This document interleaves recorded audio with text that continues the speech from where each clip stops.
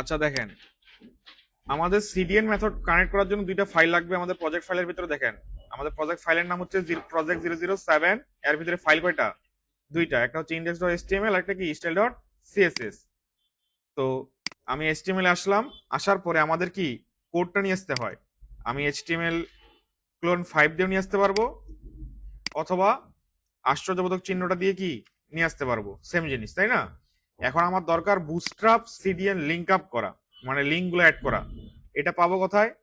বুটস্ট্র্যাপের official সাইটে এসে যদি কপি করি, এখানে 2 নাম্বারটা যে include Java Bootstrap CSS and JavaScript file, ঠিক আছে? এটা কি করব, কপি করে এখানে এনে ছেড়ে দিলেই হয়ে গেল। এখন আপনাকে জাস্ট বডিটাকে এখানে যেটা আছে যে এই H1 এর পরে ইন্টার মারবেন, আর এখানে ইন্টার মারতে পারেন, এই যে। তাহলে এটা কি হলো? এইটা আমাদের লেখার অংশ, বুঝতে পারছি? এখানে যদি লেখেন ক্লাস অ্যাট্রিবিউট নেন, নিয়ে লেখেন যে টেক্সট ডেঞ্জার, আমাদের কোডে আসে যদি দেখি, কোথায় গেল? ভ্যালু নাই নাকি? ভ্যালু তো আছে। এবার অফ করে অন করি, এই যে হ্যালো ওয়ার্ল্ড আসছে, বুঝতে পারছি? এইটা হইলো আমাদের সিডিএন কানেক্ট করার মেথড।